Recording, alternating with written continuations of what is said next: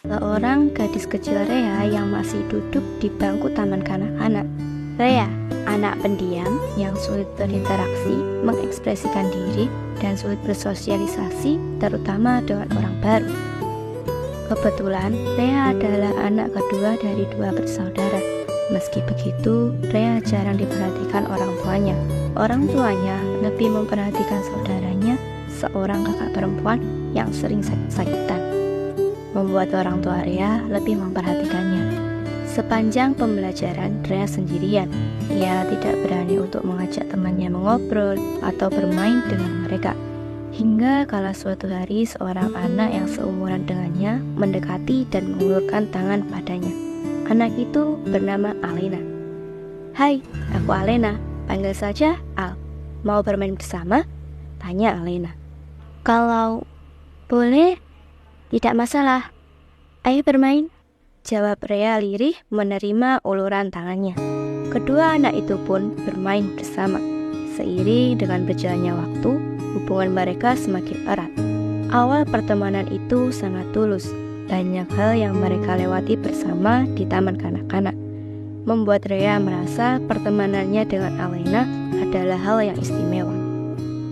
Rea dan Alena lulus bersama dari taman kanak-kanak dan naik ke sekolah dasar. Berbeda halnya dengan anak-anak lain yang diantar orang tuanya untuk MPLS pertama mereka, Rea berangkat dan masuk kelas sendirian tanpa orang tuanya. Orang tua Rea terlalu sibuk dengan saudaranya yang sering sakit hingga hampir tidak ada waktu untuk Rea. Tepat saat Rea masuk ke dalam kelas baru dengan suasana baru, hal pertama yang ia lihat adalah Alena yang menepuk bangku sebelahnya sambil berseru, "Rea, Rea, di sini, duduklah denganku," seru Alena menepuk bangku sebelah. Rea tersenyum dan melangkah mendekat. Ia duduk di sebelahnya dengan senyuman. "Apa kamu menungguku dari tadi? Padahal aku datang hampir terlambat," tanya Rea. Alena tersenyum menatapnya. "Tentu saja aku menunggumu. Aku menjaga bangku sebelahku hanya untukmu. Aku tidak ingin anak lain yang duduk di sebelahku selain kamu," jawab Alena.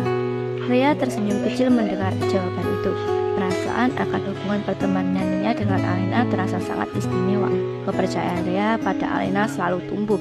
Hingga bagi Rea, Alena adalah sahabat terbaiknya. Persahabatan itu semakin erat hingga saat ujian sekolah diadakan dan Rea mendapat peringkat kedua dari 30 siswa.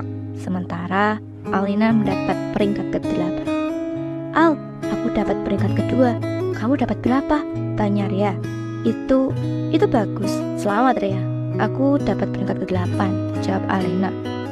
"Ah, tidak apa Al, itu juga peringkat yang bagus. Kita bisa belajar bersama untuk meningkatkan nilaimu," ucap Rea sambil tersenyum. "Tentu, terima kasih," jawab Alena dengan senyuman. Saat itu, Alena menggenggam erat pensil yang ia pegang. Rasa cemburu pada nilai Rea yang jauh lebih tinggi daripada miliknya. Alena perlahan-lahan mulai memanfaatkan hubungan persahabatannya dengan Rea. Ia sering menyalin pekerjaan rumahnya, mengambil jawaban ujiannya, lalu mengganti jawaban Rea dengan jawaban yang salah. "Rea, apa kamu sudah mengerjakan PR kemarin?" tanya Alena. "Aku sudah selesai. Apa kamu membutuhkan bantuan untuk menyelesaikannya?" tanya Rea. "Ah ya, bantu aku. Dan nanti saat pengumpulan tugas kita kumpulkan bersama," ucap Alena. "Baiklah, kita kumpulkan bersama," jawab Rea. Hingga saat pengumpulan tugas, Alena mengulurkan tangannya pada Rea. "Rea, mana bukumu? Biar aku kumpulkan sekalian," ucap Alena. Rea mengangguk dan memberikan bukunya. "Ah, ini, terima kasih Al." Alena menganggukkan kepalanya. Ia menaruh buku miliknya di atas buku Rea. Hingga saat guru memeriksa pekerjaan rumah mereka, nilai Alena seringkali lebih unggul daripada milik Rea karena tata letak kesalahan yang sama. Alena semakin sering memanfaatkan Rea di saat ia memiliki kesempatan. Meskipun orang tua Rea jarang memperhatikannya, namun ibunya menyadari apa yang dilakukan Alena pada Rea. "Nak, Rea, kamu boleh berteman dengan Alena. Tapi jangan terlalu dekat, Nak. Alena hanya memanfaatkanmu.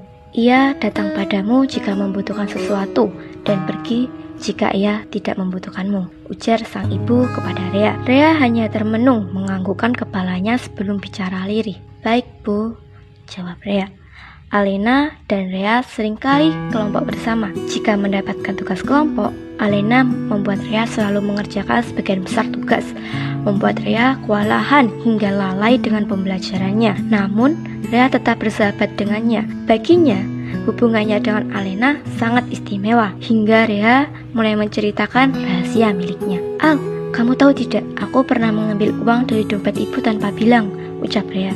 "Kamu mencurinya?" tanya Alena. "Tidak, aku tidak mencurinya. Aku hanya mengambilnya karena genting. Lalu setelahnya aku mengembalikannya. Jangan katakan pada siapapun, ini rahasia. Kalau ada yang tahu, mereka akan salah paham jika tidak tahu cerita lengkapnya," jawab Rea. Ya, baiklah, aku tidak akan mengatakannya pada siapapun," ucap Alena.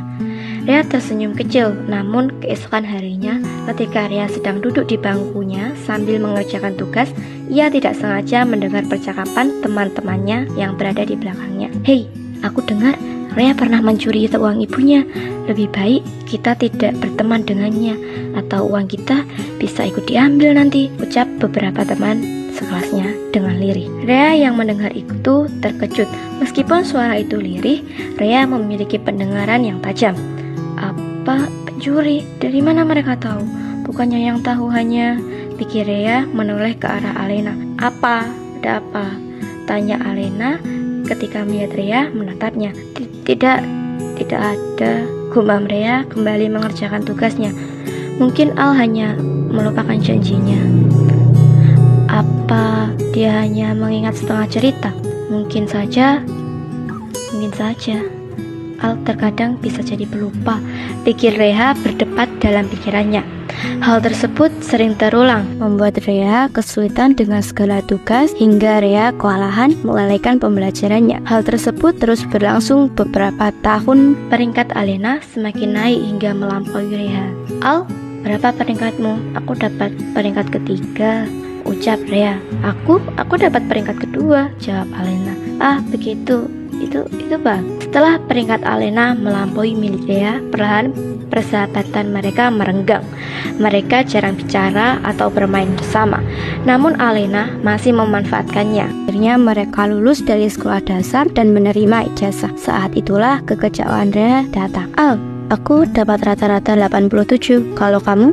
"Aku dapat 93. "Wah, Rea, nilaimu sering turun. Apa kamu jadi bodoh sekarang?" jawab Alena mengejeknya. Di sana, Rea hanya tersenyum diam. Ia mengingat apa yang selama ini terjadi. Rea baru menyadari apa yang Alena selama ini lakukan. "Aku bodoh, sangat bodoh. Ibu sudah bilang padaku, tapi aku..." Kekecewaan akan persahabatan membuat Rea takut akan pertemanan. Ia takut melakukan kesalahan yang sama lagi, hingga saat ia sedang mengantri untuk membayar seragam sekolah, tanpa sadar ia bergumam. Antriannya panjang, sangat lama. Tanpa Rea tahu, saat itu seorang gadis di belakangnya yang juga sedang mengantri mendengar gumaman Rea, dan akhirnya ia menjawabnya. "Benar, sangat lama," jawab gadis itu. Rea yang mendengar itu seketika terdiam mengalihkan pandangannya. Setelah Rea selesai membayar, ia kembali ke kelas dan gadis sebelumnya mengikuti di belakangnya. Ternyata tetangga kelasnya. Setelah pertemuan yang canggung itu, mereka mulai sering bertemu tanpa sengaja. Keira, nama gadis itu. Mereka berbeda secara sifat, kepribadian, hobi, bahkan kelas. "Keira, apa kamu suka anime? Mungkin baca komik?" tanya Rea. "Anime? Komik? Menonton sepak bola lebih bagus, dan aku lebih suka membaca novel daripada komik. Ayo ke rumahku, kita nonton sepak bola bersama," jawab Keira. "Tidak, terima kasih atas tawarannya. Aku tidak suka bola," ucap Rea tersenyum. Mereka mulai semakin akrab dengan diri mereka yang sangat berbeda. "Aku harap masa SMP ini berlangsung lebih lama," pikir Rea. "Hei, kamu melamun. Lebih baik bantu aku mengerjakan tugas ini daripada melamun tidak jelas," ucap Keira. "Hei, siapa kamu berani menyuruhku? Lagi pula itu tugasmu," jawab Rea. Mereka terkekeh kecil. Meskipun Rea mengatakan itu, ia tetap mengulurkan tangan dan membantunya. Rea kini sudah keluar dari ketakutan masa lalunya. Kenangan masa lalunya kini mendorong Rea untuk terus berani, bukan takut dalam bayangannya.